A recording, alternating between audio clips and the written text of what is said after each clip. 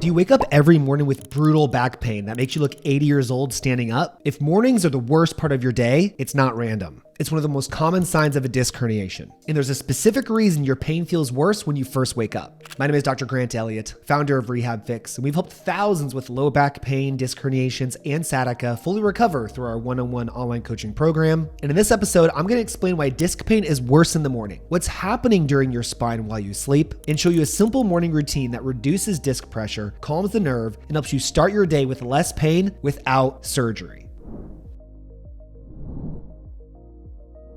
After having thousands and thousands of consultations with people all over the world with low back pain, it is unanimous that almost everybody feels worse in the morning. The reason why is from a process called imbibition. What this is that while you sleep, your discs rehydrate and swell. The reason why is because gravity is off of your body for a prolonged period of time. See, when you're sitting or standing or walking around, your spinal column is in a vertical position. Gravity is compressing your discs, and there's nothing inherently wrong with that. It just is what it is. You get shorter throughout the day because it slowly squeezes water out of them, kind of like gentle pressure on a sponge. But when you lay down, now that gravity is off of your discs, and they have the ability to resorb fluid around them, and overnight, those discs slowly resorb the water that they lost throughout the day. What that means is the more fluid that is inside a disc, the greater the disc pressure. And if you have a disc injury, then that means more pressure is on the injury. So that disc bulge, it's bulging further. That disc that's hitting the nerve, it's hitting the nerve more. And all the joints that are around it, they're stiffer because they're swelled with fluid too. Now, what you don't want to do is immediately get out of bed and start aggressive stretching or twisting or trying to bend forward and touch your toes because that's your most limited motion. These can actually make your disc herniation even worse, flare up further, and set you up for a day of pain. What you want to do is unload the disc, get the fluid out of it and move the right direction away from the injured site, and this will set you up for a day of relief.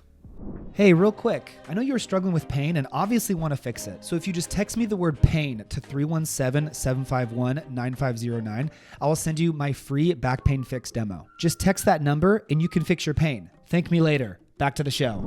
So the first thing we want to do to get the disc pressure away from the injury and to clear our mobility is staying on your bed, prop up on your elbows like you're going to watch TV or read a book, working our spine into extension. Now, the majority of disc bulges and disc injuries are called flexion intolerant, which means too much sitting, too much bending usually worsen them. And the more we bend, the more we sit, the worse they're going to get. So by doing the opposite motion that created them, it can reverse disc pressure and reverse disc herniations. And if you have sciatica, you can feel immediate reduction of pressure on that nerve in your leg. Now, first thing in the morning, this might start a little bit difficult, especially if your back is in bad shape. So start very gentle, just push to the point of pain, perform this repetitively, not holding it, attempting to work further and further over time. As this improves, what's happening is that fluid is actually slowly shifting with every rep, reducing the pressure away from the injured site and giving you greater mobility. Now, as that mobility increases, we want to increase the range of motion, and you can do that by then switching to your hands. Now, your hands are under your shoulders like you're performing a push-up. You're going to push up as far as you can comfortably, once again, just kissing the pain, going to the limits that you have. And as you push further and further and further, which is the goal, we're working that fluid out of the disc and we're moving it away from the nerve, away from the sensitive tissues, little by little. For some of you, you might only be able to do a few. For some of you, you might be able to do 30 or more. It just depends on your situation. But at the end of this, you want to have performed as many as you can and enhanced that range of motion.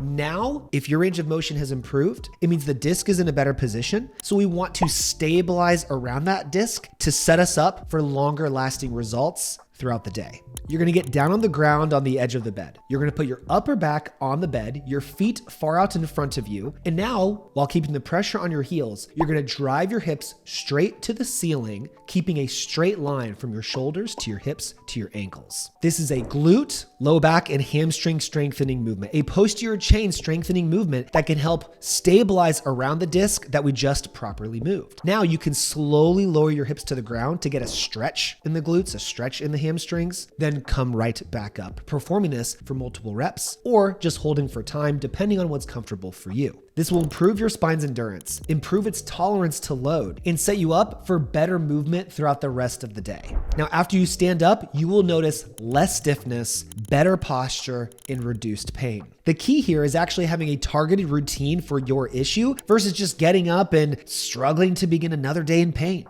Now, this will help many of you with these types of issues, but this typically is not enough to fully resolve this, especially if it's been chronic for many months or even many years. See, as we shift the disc the direction we want it to go, there's a process to ensure that is completely resolved. If you're just kind of doing these morning patchwork sessions, if you will, and then strengthening around it, that's great. But if your disc is kind of always in this middle ground where it's not totally recovered, but not totally flared up, you're going to stay in limbo for a while, and you're going to be watching my videos longer than you should. The best thing to do is to find the direction that starts to reduce your symptoms. Extension will be that for many of you. And then you need to progress that movement with both repetitions, frequency, and load to fully reduce the disc bulge entirely, and then go through a bulletproofing phase so it stays there for life. And then your lifestyle is what will maintain the health of the disc for many years to come. So if that sounds good to you and you're tired of doing this alone, you can get a free disc fix demo with my team so we can help you formulate the best disc herniation solution for your exact situation. And all you have to do is just text me the word pain to 317-751-9509, and you can get a tailored step-by-step plan to permanently fix your back or sciatica issues following our centralization process. Text me right now so you don't miss the opportunity to finally fix your pain and live the life that you deserve. And after you text me, please like the video, subscribe if you haven't already. Follow me on Instagram at RehabFix for more free daily videos and insights into my life and our clients' lives and how we're achieving a bulletproof low back. Thank you so much for watching. I'll see you on the next one, and I'll see some of you in our program real soon.